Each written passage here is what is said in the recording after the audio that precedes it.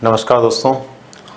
देखो, पिछले कुछ दिनों से जैसे ही रीट की बोर्ड के द्वारा आंसर की जारी की गई और विभिन्न प्रश्नों में आपत्तियां मांगी गई, उसके बाद में ये देखा जा रहा है या ऐसा महसूस हो रहा है विभिन्न प्रकार के विद्यार्थियों के विचारों से या विभिन्न लोगों के द्वारा जो अपने अपने तरीके से जानकारियाँ दी जा रही है उसके अनुसार कि डेफिनेटली परीक्षा होने की तत्काल बाद जो कट ऑफ माना जा रहा था वो अपने उस स्थान से काफ़ी नीचे की ओर आने की संभावना बनी हुई है। तो ये तो काफ़ी अच्छी बात है कि जो विद्यार्थी उससे भी कुछ कम अंकों के साथ में थे वो निश्चित रूप से अपने चयन को ले पाएंगे।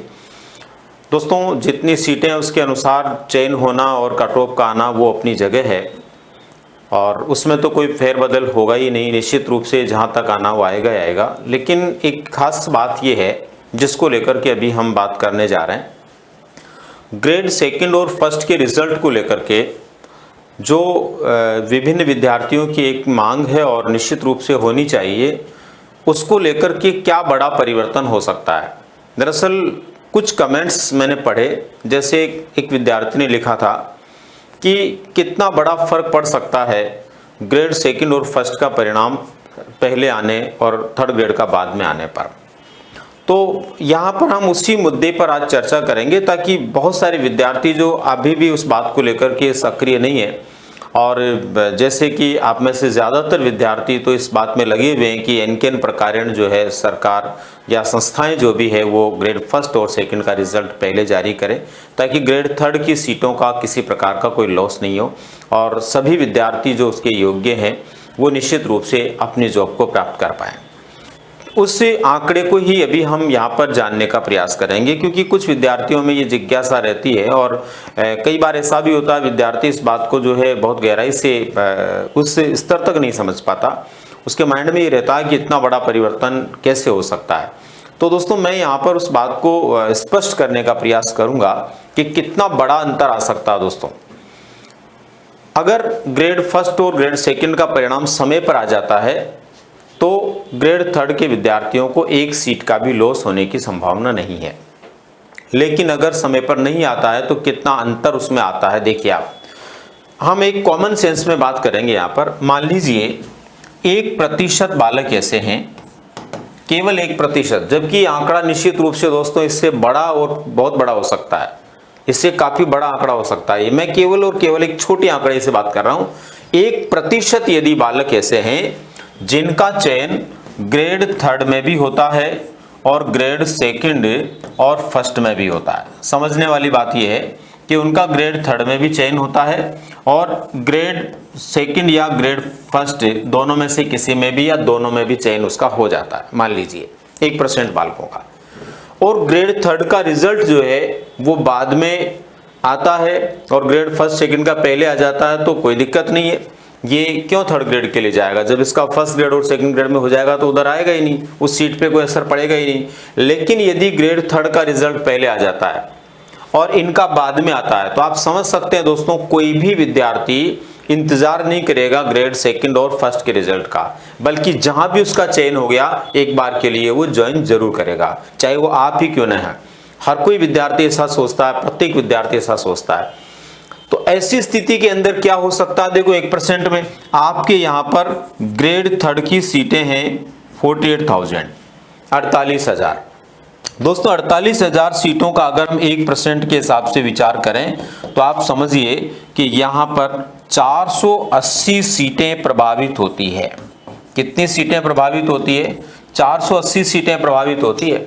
1% बालक भी अगर ऐसा है जिसका ग्रेड सेकंड और फर्स्ट में चयन हो जाता बाद में और रिजल्ट थर्ड ग्रेड का पहले आ जाए, तो इसका मतलब आप समझ रहे होंगे दोस्तों, 1% बालकों में अगर इतनी सीटें खराब हो सकती है तो देखिए इससे ज्यादा अगर परसेंटेज रेशो रहा बालकों का और रहेगा, ये तय सी बात है।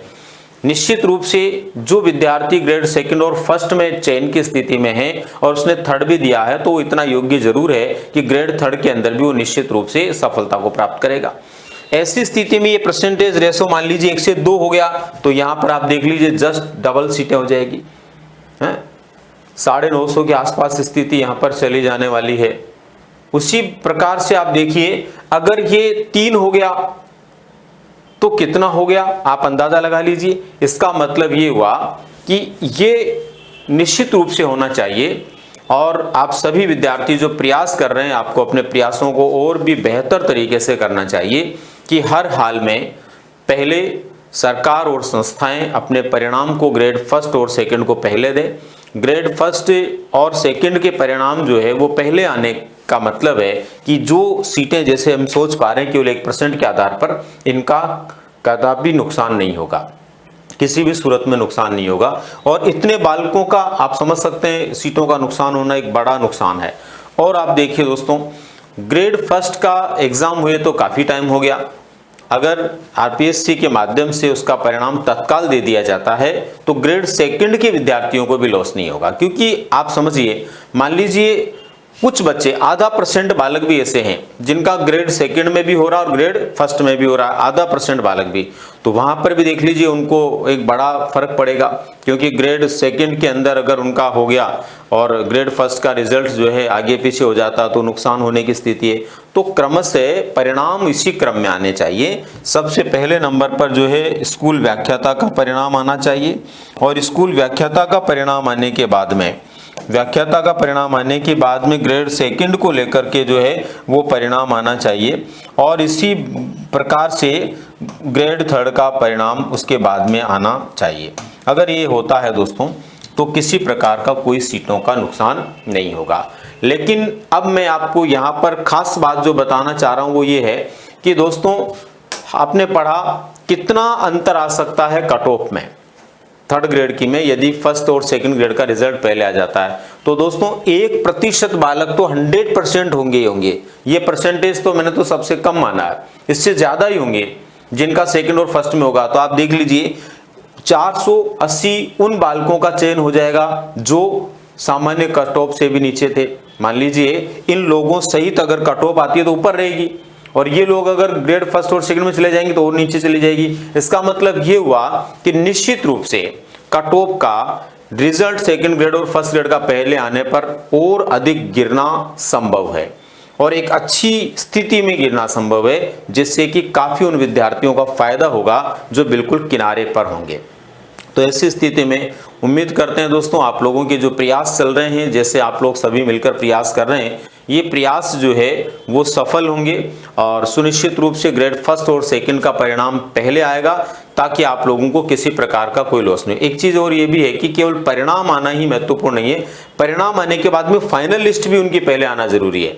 परिणाम आ गया मान लीजिए ग्रेड सेकंड का और उसके अंदर डबल संख्या में स्टूडेंट्स को जो है डॉक्यूमेंट्स के लिए वेरिफिकेशन के लिए बुलाया जा रहा है और वहां पर कुछ परसेंटेज ऊपर नीचे है, तो बालक वहां पर भी ये सोच सकता है या प्रतियोगी वहां पर भी ये सोच सकता है कि अगर ग्रेड थर्ड का पहले हो रहा तो मुझे एक बार ये ले लेना चाहिए, पता नहीं उधर क्या होगा। तो ये भी आपको ध्यान रखना है दोस्तों, हर हाल के अंदर परिणाम ही पहले नहीं आए बल्कि फाइनल जो चयन है वो सूची भी ग्रेड सेकंड और फर्स्ट की पहले आनी चाहिए, किससे, ग्रेड थर्ड से। तब जाकर के आप एकदम वास्तविक प्रकार से जो आपकी अपेक्षित मांग है वो पूरी कर पाएंगे और तभी जाकर के इस प्रकार से किसी भी एक भी विद्यार्थी का ग्रेड फर्स्ट सेकंड में चयन होता है तो उसकी सीट आपके यहाँ पर खराब होने की संभावना नहीं बचेगी।